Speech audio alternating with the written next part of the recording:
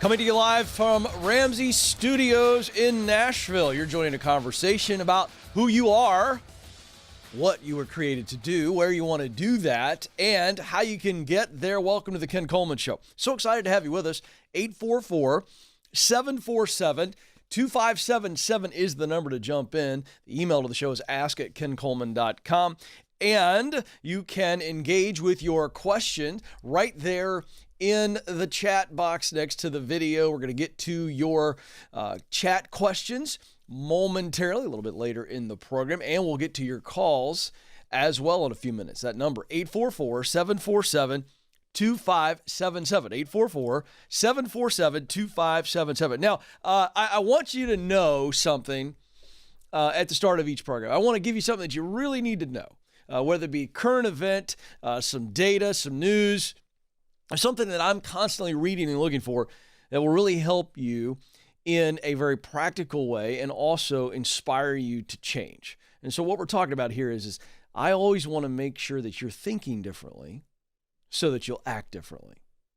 Mindset, thinking, believing differently is the key to acting differently. So saw an article that reminded me of the Golden Globes acceptance speech that Tom Hanks recently did. He was honored for the Cecil B. DeMille Award, which is kind of a lifetime achievement award by the Hollywood Foreign Press. And Golden Globes is a glitzy award show that happens every year, and NBC televises. And I was watching it, and I was really moved by Hanks' speech, but I saw an article on Inc.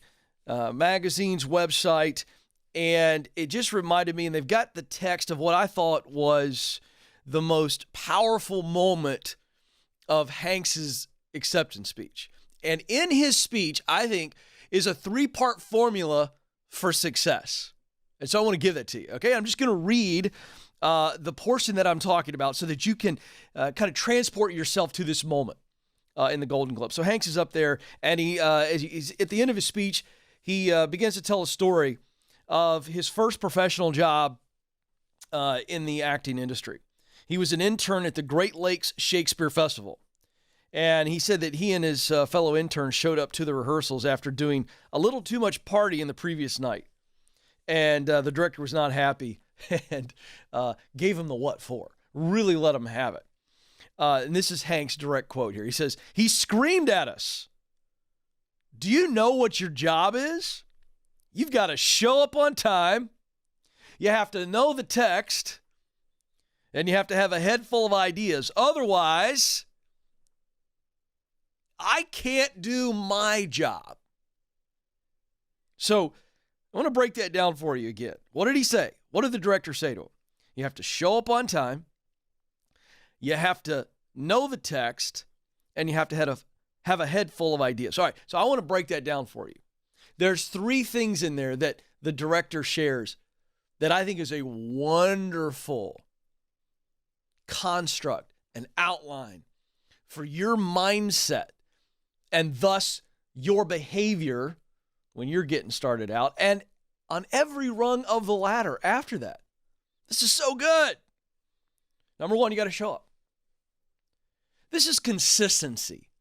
I know the director in this context is saying, you got to be here on time because we have a schedule. And he's right. But I think it's bigger than that. It's you've got to be here. You've got to be dependable. You've got to be consistent. I can't do my job if you're not showing up and doing your job. Now, you think about that in the corporate context, any organization. It's not all about you. You are one part of the team. Now, an important part of the team, but you're just one part. And as a result, if you aren't showing up doing your job, it's affecting everybody else's ability to do their job. Let's take it another step further as far as responsibility goes.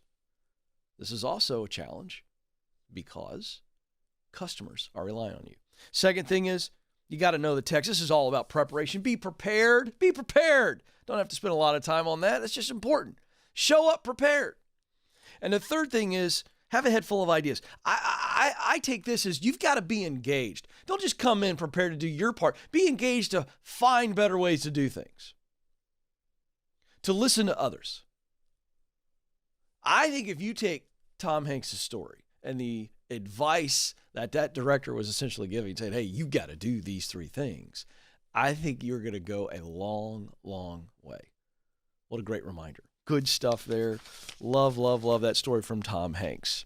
All right, 844-747-2577, my favorite part of the program, where I hear from you directly. We can go back and forth. Now, again, if you feel more comfortable throwing your question in the chat room, we're going to get to that next in the program. So put your questions in the chat, and we'll get to a few of those. But first, to the phones we go. 844-747-2577 is the number. Joy joins us in Lakeland, Florida. Joy, you're on the Ken Coleman Show. Hi, how are you? I am living the dream, Joy. How are you today?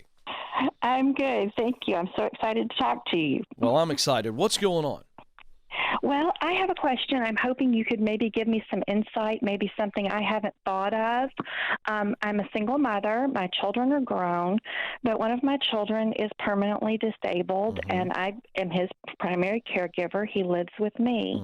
And where I'm running into issues as my children who've helped me take care of him over the years have gotten older and have moved out and had their own families, I don't have child care anymore. And I don't have any kind of care available to me. So I really can't work anymore. My income has become simply babysitting for people and just piecing together little things like that just to try to keep us going. Yeah. And I feel like I need something. I would be the best employee ever if I could just find a job online or something that I could do. Yeah. Let me ask you a quick question. I got some ideas. What to do. I got some ideas. Okay. But I'm curious, when you babysit for people, how long of a block of time is that? And the reason I'm asking that is, how long are you then away from your son? Who's watching your son when you're babysitting and doing things like that in small blocks? I'm totally dependent on my other 3 children to care for him when I am not home. Okay. And so they graciously donate their days off so that mom can work part-time. Got you. How much money would you need to make in order to be able to reasonably afford child care for your son when you're at the workplace? Is it just exorbitant? It's home health care for him runs about $20 an hour. Okay, gotcha. Well, here's what I want you to do. I'm sure you've considered it, but I want to challenge you to reconsider that and run the numbers on that, and I know you have, but just because I want you to get that number again and then go, okay, I would need to make this amount of money to be able to justify this and this not be a burden to me financially. So we're talking 8 hours a day. You got to and from, so let's call it 9 hours times 20, right? So that would be $180 a day, right? Okay. So, you add that up over the course of a month, you know what you need to do. So I want you to at least just go, okay, is there something I would love to do that I'm qualified to do or I could get qualified to do and it would pay me well? I think that's one exercise I just want you to exhaust. However, I've got some ideas, all right? Okay. I'm curious to know what you do best, meaning what would you offer somebody if I set up an interview with a bunch of people who are employers and I said, I'm really excited for you to meet Joy. Joy's awesome. And I tell them your situation and I go, we need to find something for Joy that she can do for you. Joy, tell them what you do best. What would be your most value to all these people? What would you tell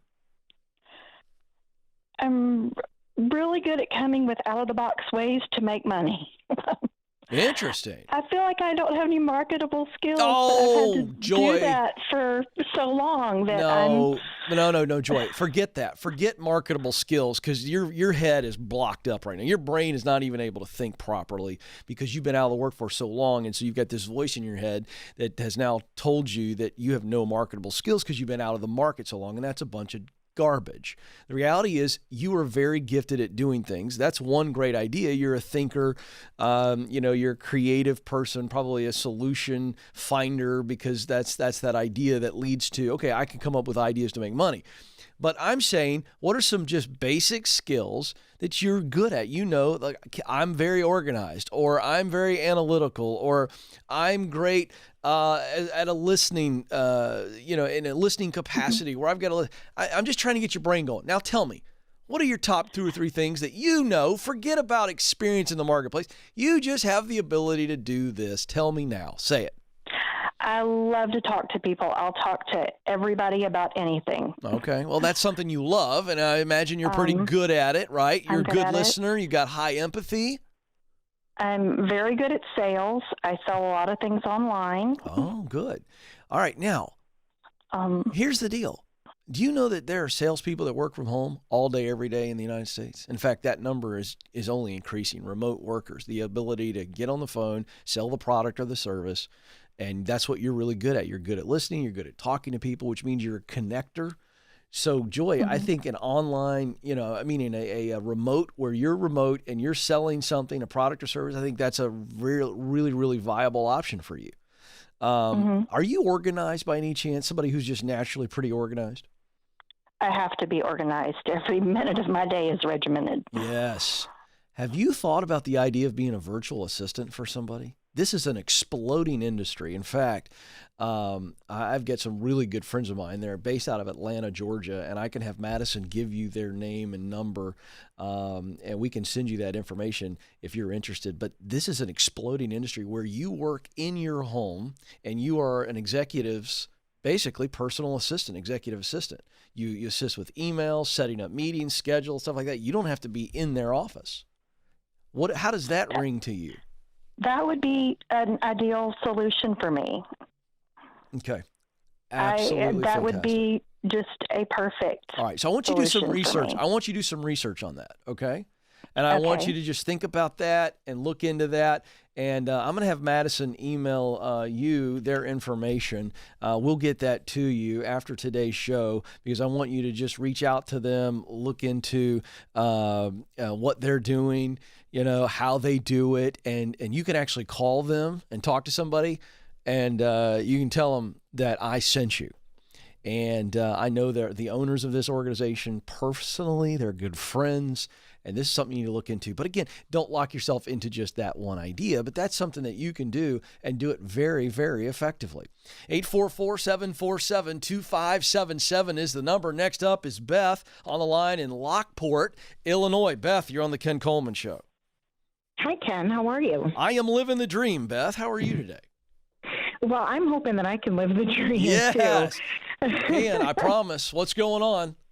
All right. Well, I am probably midway through my career, about 23 years in, and I'm facing losing my job in June. Okay. And I've known almost a year and a half that was going to happen. Mm-hmm. So I need to get cracking on finding the next opportunity. Mm-hmm. And I feel like I'm kind of at a fork in the road, and I want my next 20 years to be working, my passion and my dream, but I don't know how to identify what that is. Yeah. Well, you do. You've heard me talk to people, so now we just got to go through this exercise with you. It's all about Beth. All right. Let's have some fun for a moment. Have you had some ideas? Right. You've had some ideas over the last year, haven't you? Maybe a little bit. Yeah, I don't know if I've really had ideas. Well, you've had some inklings. I want you to tell me what's on your mind right now. Then we'll do some analysis. But I don't want to work from scratch because I don't think I have to. I think at some point in your 23-year career, I think at some point in the last year, you have allowed your mind to wonder a little bit, like young Beth. What could be? What could be? What should be? And you've already told me the answer is yes. You're just afraid to tell me what it is. But let's verify it. But first, tell me, what have you wondered about? What would you do tomorrow, Beth, if I guaranteed you would not fail and that you would really love it? What would you try? Oh gosh, and that's kind of where my challenge is because I don't know. No, that's not true. That's not true. That's simply I'm a challenging case. No, I've heard this call before. I want you to tell me what you've wondered about. What have you wondered about? Well, I guess, my first thought goes to, do I have the skills to move on to another company, where I could be an asset or whatever, because I feel like I've become stale and, maybe not relevant. And you're not answering my question. You are. I know I'm not. No, but here's the deal, Beth. Listen, I'm glad you called me. I'm supposed to confront you. Do you hear what you're saying? I asked you, what have you wondered about? And you go right into, well, I'm just full of doubt. That's essentially what you just said. You didn't even answer the question. Listen, you get to just be free for a moment with me. I'm going to dive in, but I can only dive as deep as you'll let me go. Now, Beth, what have you wondered about? Something that you think, I might be good at this, and I might really enjoy this. Or, I know I'd be good at it. I think I'd enjoy it. Come on, something has popped in your mind. Tell me, what is it? Give me some clue. I guess I've wondered about finding something where I, can use the skills that I have where I deal with people, because I feel like I have good strengths there. I'm in the IT field, so if that kind of helps. Yeah. Okay. Yeah. And where it can be for something positive, I mean, I've been in the retail space for many years, and, I just want to contribute. I want to work. I want to do something that makes a difference. There we go. Now we're getting somewhere. Now we're just barely at the surface. You got to go deeper. When you if you would want to deal with people all day long, you remember the toy Mr. Potato Head? Yes. All right, that's what we're doing right now. We're building a Mr. Potato Head. We got a blank potato, and we got to throw out all kinds of different eyeballs and noses and lips and all that. You tracking with me? Yeah. All right, that's what you got to do right now. Just throw me some clues. All right. Now, if you were going to deal with people all day long, how would you be dealing with them? Is it face-to-face, over the phone? Is it in a customer service role? Is it selling them something? Is it fixing a problem? Is it consulting? You see where I'm going right now? How would you want to deal with people all day long? Say it. I think fixing a problem. There we go. Now, what kind of problems do you get most fired up about fixing? Is it people problems? Is it thing problems, which is IT? I would consider things a part of technology problems. Okay. Or is it more like process, those type of problems? I think process, like solutions to, making things more efficient, easier, that kind of a thing. Oh, now we're really getting somewhere, Beth. Let's pause on this for a moment. What I'm leading you to is the passion side. What do you love to do most? Okay. Let's pause for a moment. If you were to tell me your top 3 professional skills, what would you tell me those are?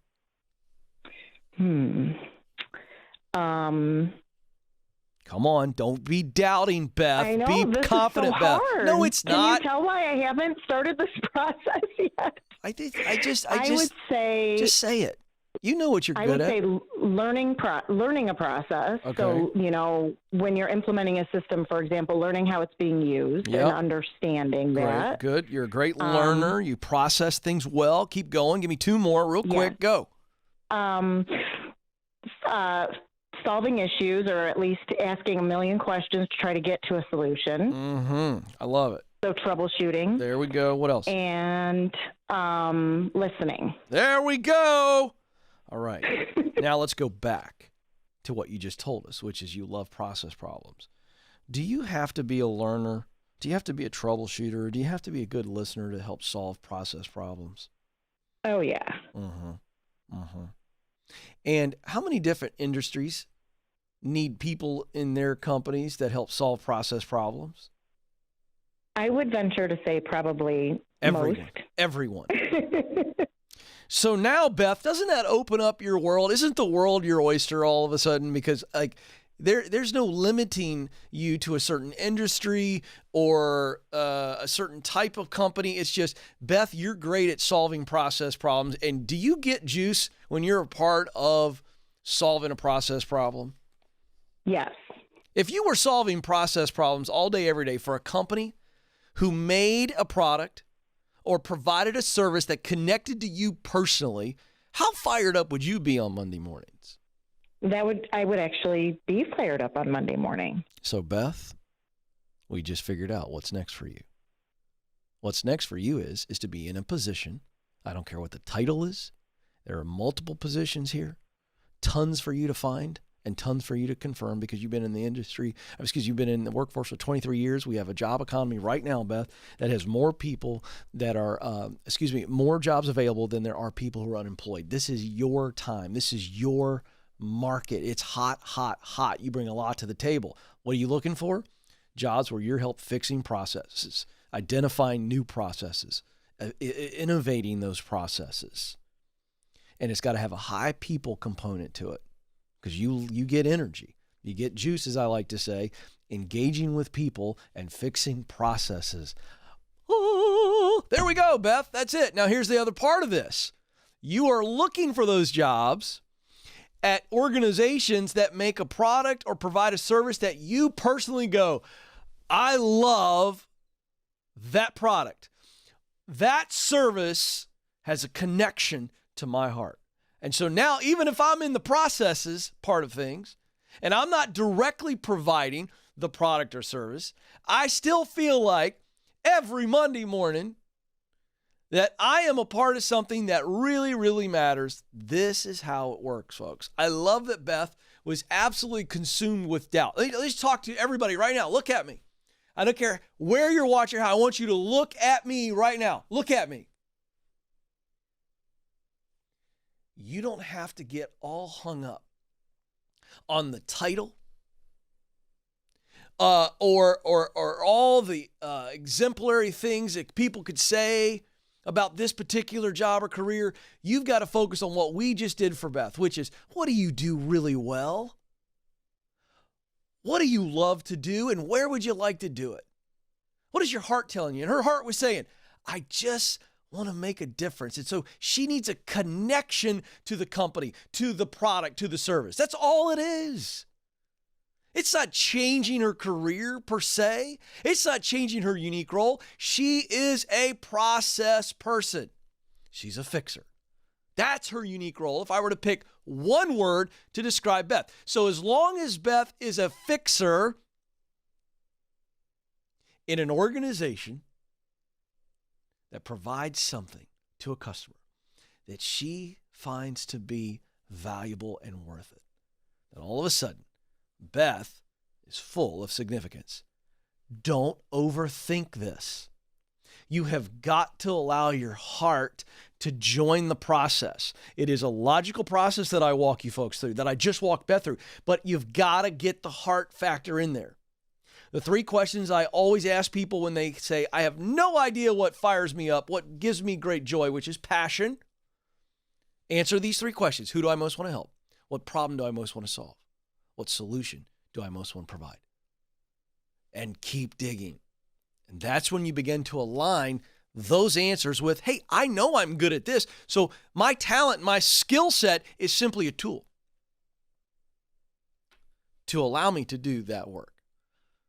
All right, we'll get to more calls a little bit later in the show, but let's go to my laptop right here. We've got questions in the chat room. Mia's up first. She says, Ken, I've been offered a job opportunity doing exactly what I want to do, but pays way less than my current job. Should I still quit and accept a job that lines up with what I love? Well, now this gets to financially, can you do this? So she's got an opportunity. It's what she wants to do, but it's way less money.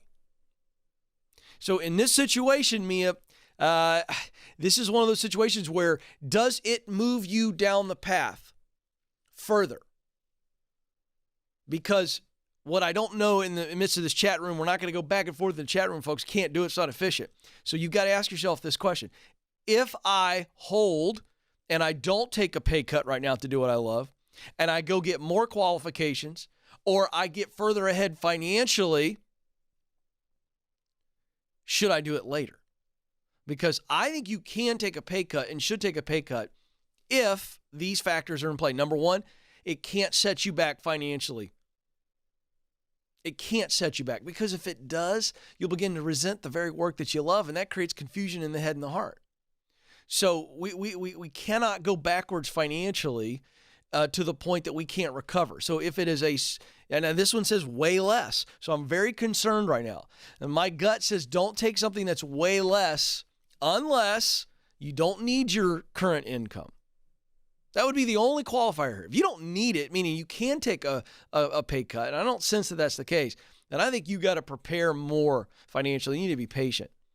And I think you need to find a way, okay, what has to happen for me to be able to move into work that I love and make more. So maybe more qualification on the side, all that kind of stuff. So that's what you got to figure out.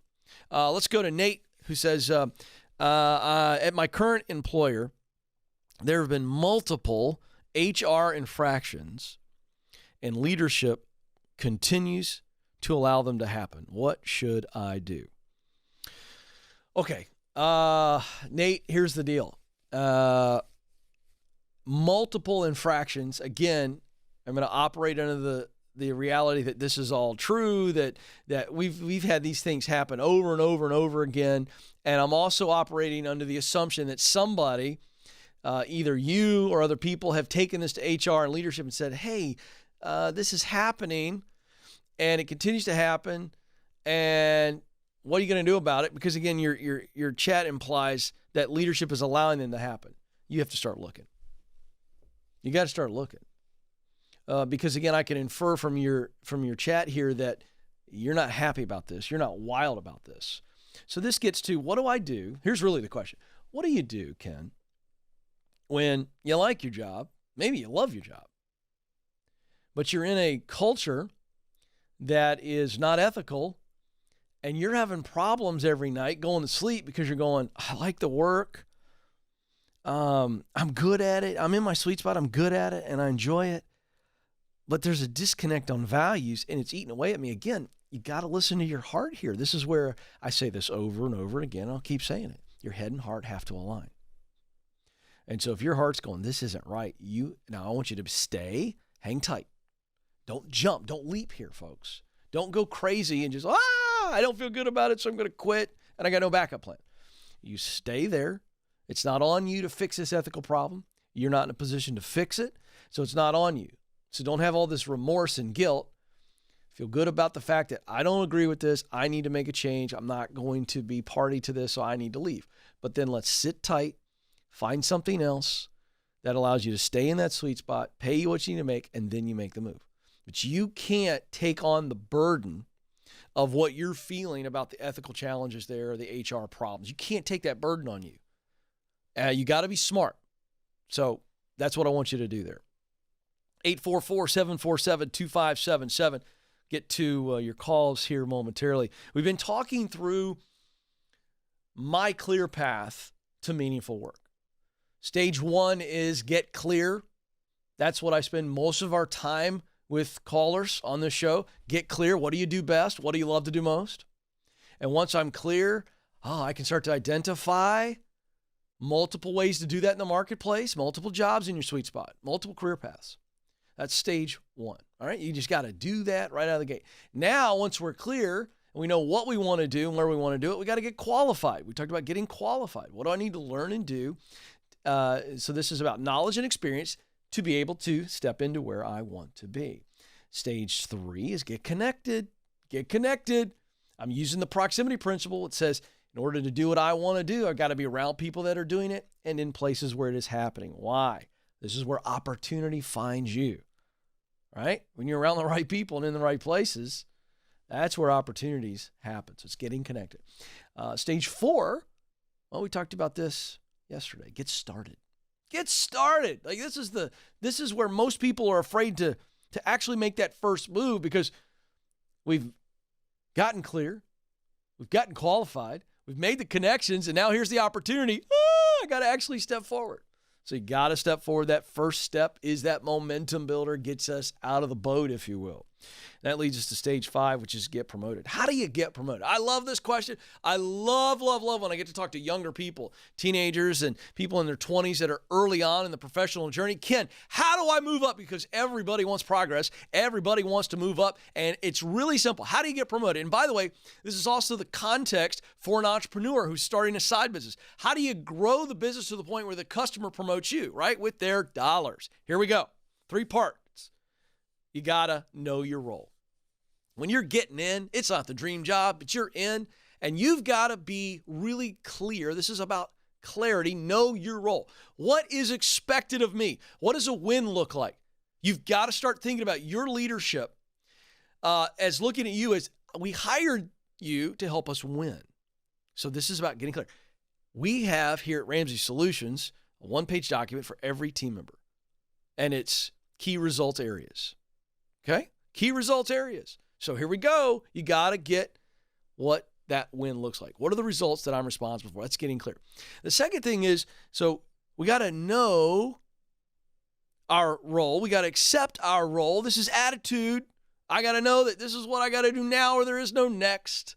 Stop obsessing about the next or you're going to miss what you need to do in the now and not get the next. So this is attitude. Accept the role. Know that this is temporary, but I got to win here or there is no next. And third, maximize your role. This is effort, effort, effort. Maximize your role. Go above and beyond. Above and beyond what is expected of you. These are the men and women who get recognized for effort and for potential possibility to move up. That's the key. Go beyond for your customer. If you got a side hustle, you're just trying to get it going, go above and beyond what they're asking for out of the product or the service. Serve them more than they're expecting. Why? They're going to start talking about you. That's the idea here. Effort, effort, effort. So know your role as clarity, accept your role as attitude, finally maximize your role as effort. Those are the three basic steps that will always lead you to the next stage, which is getting into that dream job. That's how you do it. Don't overthink it. It's about action and attitude. That works every time. Guaranteed. I promise. You act that way, you will have no problem getting opportunities to move up. 844-747-2577. 844-747-2577 is the number. Let's go to Athens, Georgia, the home of Madison, the associate producer's beloved Bulldogs. Justin is on the line. Justin, you're on the Ken Coleman Show. Hey, Ken. Thanks for taking my call. Yes, sir. I got to say go Dogs just for Madison. I totally understand. There you go. How can I help today? Here's my question. I work full-time right now. I make about $40,000 a year, and I've also started a side business. Okay. Well, I've been offered a seasonal job that I could still make the $40,000 a year, but I would do it in a 5 to 6 month span. Right. So, and I could I could focus more on my side business. Yeah, I don't even know why you called me. Am I missing something? Because I'm about ready to go. Touchdown! Like that's amazing, man. What are you thinking about? Yeah. I guess what I'm apprehensive about is I just started this job full time, and I was a referral. So I kind of, the guy that referred me, if I walk away, I haven't been working there long, so I kind of. How long? How long? 5 months. Yeah. What's the side hustle that you've got going? What is it? I actually do. I do glass repair. Do you love windows. it? You enjoy that? Yeah, I work for myself. I get to build relationships with customers, and all right. Here comes I do like it. I know you do. And I think I know the answer, but I've got to ask it almost so I can let you say it. Fast forward for me. Are you running that glass repair business full-time, working for yourself? Is that the long haul play? That's the goal. That's the end goal. I know it is. How rewarding would that feel? It'd feel great. I mean, it's been something I've been thinking about doing for a long time. I know. Let me ask you this. Got the courage up to pull the trigger on it. Yeah, you did, and I'm proud of you for that, by the way. So let me ask you this. Thank you. If you take this seasonal job and you make you replace your current full-time income in 5 months and you put that extra time into the business, how quickly, and again, I'm not asking you to guarantee this. I just want to know what your gut's telling you. How quickly do you think you can grow your side business? I would think by this time next year, I think I'd be doing really well. Mm-hmm. And then maybe another year you keep the seasonal thing going so you can keep stocking some money away, right? Right. And then maybe 3 years from now, you got a ton of money. Maybe you got 1.5 years, 2 years worth of salary in the bank account of the side business. Come on. Justin, do you see that? I do. How does that feel? To help me paint the picture. Yeah, Justin, I just painted the picture. I want to know, how does it feel when we look at that picture? I love it. All right. I do. I love it. All right, now let's come. All right, now listen. Now I've got you where you needed to be. Now let's come full circle. Yes, you were referred by somebody. That was 5 months ago. You've done a good job. You're a principled guy. and you've only been there 5 months, but this opportunity came out of the blue towards you, and it sets you up for your desired future, yes or no? Yes.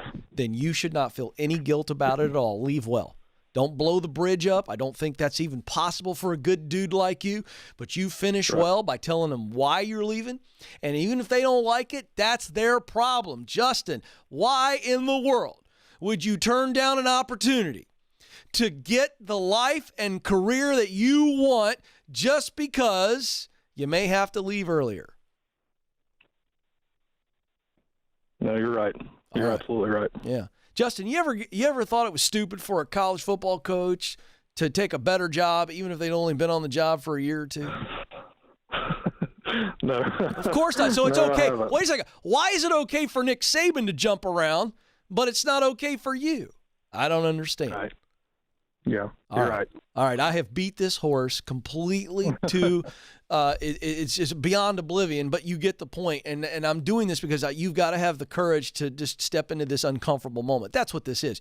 You just don't like conflict. And even though this isn't yelling, screaming conflict, folks, let me tell you what's going on. This is a type of conflict that a lot of people just aren't comfortable with, and I get it. This whole entire conversation was he doesn't want to have to look those guys in the eye and go, hey, I know I've only been here 5 months, but I'm leaving. He doesn't want to have to deal with the guy going, hey, dude, what's the deal, man? I put my name on the line, man. I used my referral credibility, and you got the job. What are you doing to me, man? He's got to step up. Stand up straight. Look everybody in the eye and go, hey, don't want to make this inconvenient for anybody. And I'm going to leave well. But by golly, my future is just looking at me going, come on, Justin, come on. And I have got to go. I've got to go. Which is ironic because I'm looking at the clock. And even though I don't want to, I got to go. Time is almost up. But before I go, you matter. And you do have what it takes. Thanks for joining us. Until next time, this is the Ken Coleman Show. Press on.